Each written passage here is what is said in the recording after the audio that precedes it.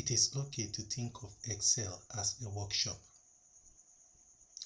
In this workshop, you will collect, organize, store, and analyze data. The workspace is where you will work on data. You need a number of tools to work on data. Those tools have been organized in an integrated store called the ribbon.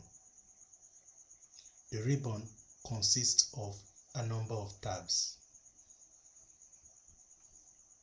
On the ribbon, you have the Home tab, the Insert tab, the Page Layout tab, the Formulas tab, the Data tab, the Review tab, and more. Within each tab, there are groups of commands. On the Home tab, you have the Clipboard group of commands, the Font group of commands, the Alignment group of commands, the Number group of commands, the Styles group of commands, the Cells group of commands, and the Editing group of commands. Each command within the group is a tool that you can use in the workspace. Some group of commands also includes a dialog box launcher. For example, on the Home tab, the Clipboard group, the Font group, the Alignment group, and the Number group each have a dialog box launcher. If you click on the dialog box launcher for a group of commands, you will launch the dialog box for that group of commands. On the dialog box, you are provided with more options. You can make multiple selections, preview, and apply them.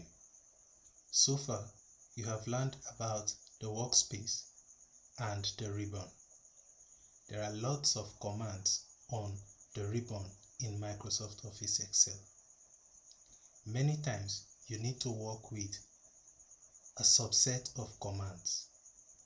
If you need quick access to a subset of commands, you can add those commands to the Quick Access toolbar. The Quick Access toolbar is where you put frequently used commands so that you can easily access them. This is the name box. This is the formula bar.